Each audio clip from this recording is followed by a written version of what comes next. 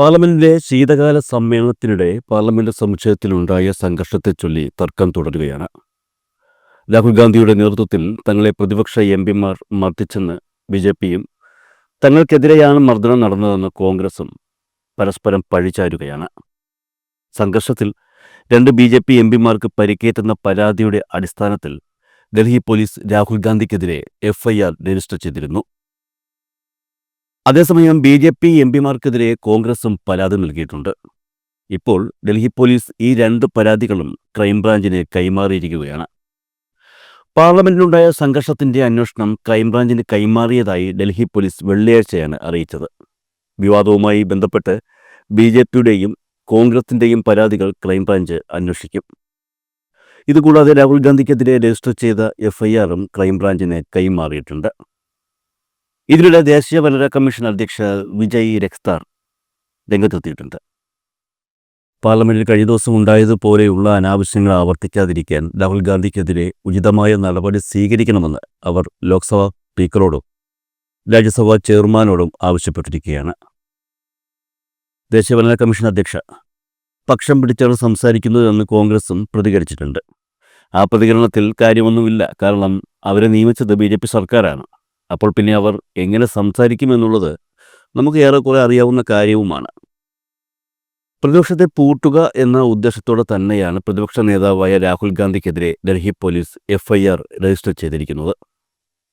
കാരണം നേതാവ് വീണാൽ അണികൾ പിന്നോട്ടു പോകുന്നതാണല്ലോ യുദ്ധനടപ്പ്. അതുകൊണ്ട് ആദ്യം നേതാവിനെ വീഴ്ത്താം എന്നാണ് ബി.ജെ.പി കരുതിയതെങ്കിൽ അതിന് ഒരിക്കലും തെറ്റു പറയാൻ കഴിയില്ല. കഴിഞ്ഞ 2 തവണയും വാക്കിന് മറുവാക്കില്ലാതെ പാർലമെന്റിൽ അധികാരം സ്ഥാപിച്ചിരുന്ന ബി.ജെ.പി ഇപ്പോൾ ആകെ പെട്ടു നിൽക്കുകയാണ്. കാരണം പ്രതിപക്ഷം ശക്തമാണ്. എന്തെങ്കിലും ഒരു തീരുമാനം ചാടിക്കേറി എടുക്കാനും ബി.ജെ.പി കഴിയുന്നില്ല. കൂടെയുള്ള മറ്റുള്ളവരോട് കൂടി ചോദിക്കേണ്ട ഒരു സാഹചര്യമാണ് ഇപ്പോൾ. പ്രതിപക്ഷം ശക്തമായതുകൊണ്ട് തന്നെ പ്രതിപക്ഷത്തിൻ്റെ നീക്കങ്ങൾ ഏത് രീതിയിൽ പ്രതിരോധിക്കണമെന്നറിയാതെ ഭരണപക്ഷം ആശങ്കപ്പെടുന്നുണ്ട്. അതിനിടയിലാണ് കഴിഞ്ഞ ദിവസത്തെ പാർലമെന്റ് സംഘർഷവുമായി ബന്ധപ്പെട്ട് നിർണായകമായ മറ്റൊരു വിവരം ഇപ്പോൾ പുറത്തു വരുന്നത്. പാർലമെന്റ് വളപ്പിൽ നടന്ന സംഭവങ്ങൾ ഏറെക്കുറെ നിങ്ങൾ എല്ലാവരും അറിഞ്ഞതാണ്. അംബേദ്കറെക്കുറിച്ചുള്ള ആഭ്യന്തരമന്ത്രി അമിത്ഷായുടെ പ്രസ്താവനയ്ക്കെതിരെ വ്യാഴാഴ്ച കോൺഗ്രസ് പാർട്ടി പാർലമെന്റിൽ പ്രതിഷേധിച്ചിരുന്നു. അതേസമയം കോൺഗ്രസിനെതിരെ ബി.ജെ.പിയും പ്രതിഷേധവുമായി രംഗത്തെത്തിയിരുന്നു. വ്യാഴാഴ്ച രാവിലെ 10:40 കോൺഗ്രസ് പ്രതിഷേധവുമായി പാർലമെന്റിലെ മഗർ ഗേറ്റിലേക്ക് വരികയായിരുന്നു. ഈ സമയത്ത് ബി.ജെ.പി എംപിമാർ മഗർ ഗേറ്റിൽ തന്നെ നിൽക്കുകയായിരുന്നു. പ്രതിഷേധവുമായി വരികയായിരുന്ന കോൺഗ്രസ് എംപിമാരെ തടയുക എന്നുള്ളതായിരുന്നു ബി.ജെ.പി എംപിമാരുടെ ഉദ്ദേശം എന്നുള്ളത് വ്യക്തമാണ്. സ്വാഭാവികമായും പ്രതിഷേധവുമായി വന്ന കോൺഗ്രസ് എംപിമാർ ഗേറ്റിനടുത്തെത്തി. അവിടെ കൂടി നിൽക്കുന്ന ബി.ജെ.പി എംപിമാരുടെ മുന്നിൽ നിന്നും മുദ്രാവാക്യം വിളികൾ തുടങ്ങി. ഈ സംഭവം ഏകദേശം 20 മിനിറ്റോളം നീണ്ടു നിന്നു. ഈ സാഹചര്യത്തിലാണ് സംഘർഷമുണ്ടായത്. ബി.ജെ.പി എംപിമാർ തങ്ങളെ തടയാൻ ശ്രമിച്ചെന്നും തങ്ങളെ പിന്നോട്ട് തള്ളിയെന്നും കോൺഗ്രസ് ആരോപിക്കുന്നു. എന്നാൽ ബി.ജെ.പിയും പറയുന്നത് ഇതേ കാര്യം തന്നെയാണ്. ഇതിനിടെ ഒരു എംപിയെ രാഹുൽ ഗാന്ധി തള്ളിയിട്ടുവെന്നും ഇതിനെ തുടർന്ന് ആ എംപി അവിടെ നിൽക്കുകയായിരുന്ന ബി.ജെ.പി എംപി പ്രതാപ് സാരംഗിയുടെ മേൽ വീണുവെന്നും ബി.ജെ.പി ആരോപിക്കുന്നു. സാരംഗിക്കും മറ്റൊരു ബി.ജെ.പി എംപിയായ മുകേഷ് രജ്പുത്തിനും ഈ സംഘർഷത്തിൽ പരിക്കേറ്റതായാണ് ബി.ജെ.പി പറയുന്നത്. ഞാൻ കോണിപ്പടി നിൽക്കുകയായിരുന്നു. രാഹുൽ ഗാന്ധി ഒരു എംപിയെ തള്ളിയിട്ടപ്പോൾ ആ എംപി എൻ്റെ മേൽ വീണു. അതുമൂലം ഞാൻ വീണ് പരിക്കേറ്റു. ഈ സംഭവം സംബന്ധിച്ച് പ്രതാപ് സാരംഗി പറയുന്നത് ഇങ്ങനെയാണ്. അതേസമയം കോൺഗ്രസ് അവരുടെ ഭാഗവും പറയുന്നുണ്ട്. യഥാർത്ഥത്തിൽ ബി.ജെ.പി എംപിമാരാണ് രാഹുൽ ഗാന്ധിയെ വളഞ്ഞതെന്നാണ് കോൺഗ്രസ് എംപി കെ.സി. വേണുഗോപാൽ പറഞ്ഞത്. ബി.ജെ.പി എംപിമാർ രാഹുൽ ഗാന്ധിയെ ബോധപൂർവം തടഞ്ഞു എന്നാണ് കോൺഗ്രസിൻ്റെ വാദം. ബി.ജെ.പി എംപിമാർ രാഹുലിൻ്റെയും മറ്റു കോൺഗ്രസ് എംപിമാരുടെയും വഴി തടഞ്ഞതുമായി ബന്ധപ്പെട്ടാണ് സംഘർഷമുണ്ടായത്. മാത്രമല്ല ഇത് സംബന്ധിച്ച് കോൺഗ്രസ് സ്പീക്കർക്ക് പരാതി നൽകിയിട്ടുമുണ്ട്. 2 കൂട്ടരും അന്യോന്യം കാര്യങ്ങൾ പറയുകയാണ്. ലോക്സഭാ വളപ്പിൽ നടന്ന സംഘർഷവുമായി ബന്ധപ്പെട്ട് ഏറെക്കുറെ ദൃശ്യങ്ങൾ രാജ്യത്തെങ്ങുമുള്ള ജനങ്ങൾ കാണുകയും ചെയ്തിട്ടുണ്ട്. രാജ്യത്തിൻ്റെ ഭരണഘടനാ ശില്പി ഡോക്ടർ ബാബാ സാഹിബ് അംബേദ്കറെ അമിത്ഷാ ലോക്സഭയിൽ അപമാനിച്ചു എന്ന വാദം ഉയർത്തിയാണ് കോൺഗ്രസ് പ്രതിഷേധവുമായി രംഗത്തെത്തിയത്.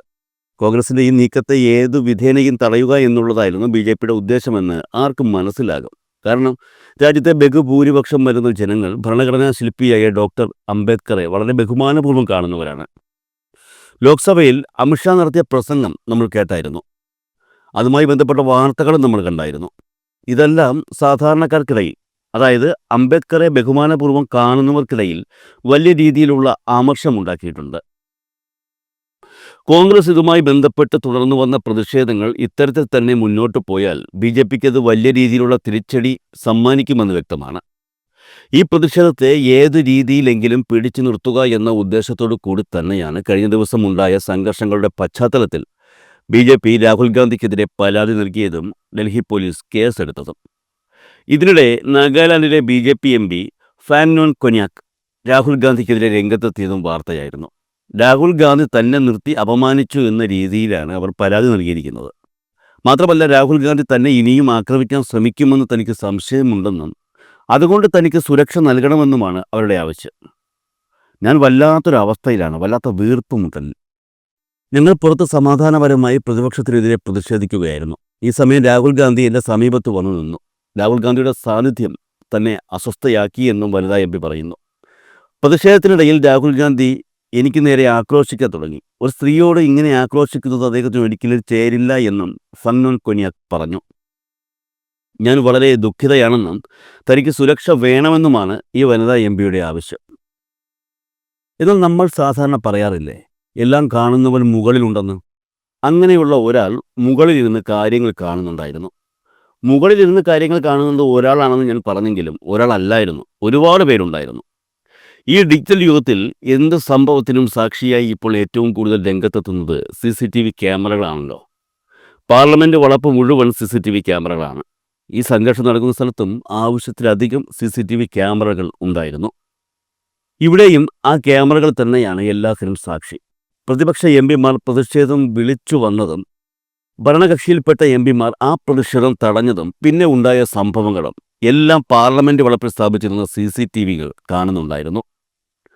അങ്ങനെ വരുമ്പോൾ എന്താണ് സംഭവിച്ചത് എന്ന്, അതായത് സംഘർഷത്തിനിടയിൽ രാഹുൽ ഗാന്ധി MP മർദ്ദിച്ചോ, വനിതാ MP മോശമായി പെരുമാറിയോ എന്നൊക്കെ ആ CCTV ഫൂട്ടേജുകളിൽ വ്യക്തമാകും.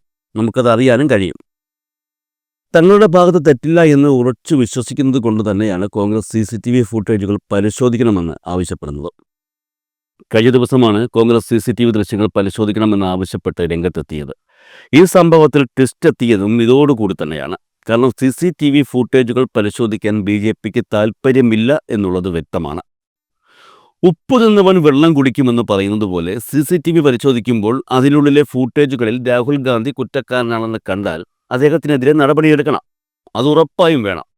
തെറ്റ് ചെയ്യുന്നവൻ ആരായാലും ശിക്ഷിക്കപ്പെടണം എന്നുള്ളത് തന്നെയാണ് എല്ലാവരും ആഗ്രഹിക്കുന്നത്.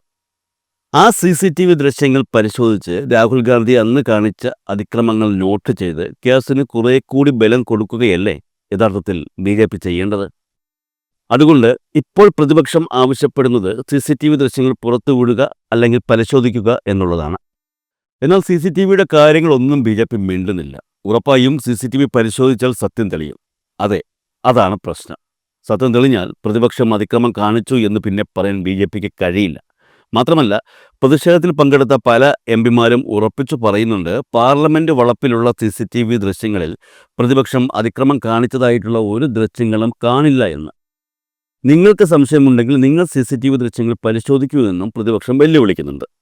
പ്രതിപക്ഷം ഇത്ര ഉറപ്പായിട്ടും പറയുമ്പോൾ അങ്ങനെയല്ല, കോൺഗ്രസ് MP അതിക്രമം കാണിച്ചു എന്ന് BJP വീണ്ടും പറയുകയാണെങ്കിൽ അതുള്ളതാണോ കള്ളമാണോ എന്നറിയാൻ ആ CCTV ദൃശ്യങ്ങൾ പരിശോധിച്ചാൽ പോരെ.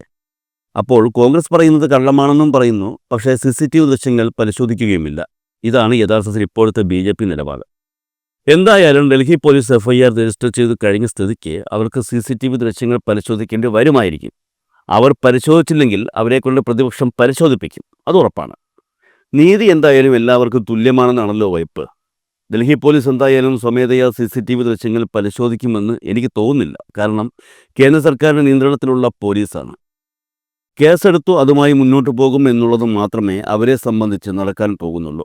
പ്രതിപക്ഷത്തെ കുറെ കൂടി ബുദ്ധിമുട്ടിക്കുക, അത്രയേ ഉള്ളൂ. എന്നാൽ എല്ലാത്തിനും തെളിവായി CCTV ദൃശ്യങ്ങൾ ഉള്ളപ്പോൾ അതുകൂടി പരിശോധിക്കണമെന്ന് തന്നെയാണ് കോൺഗ്രസ് നേതാക്കൾ പറയുന്നത്.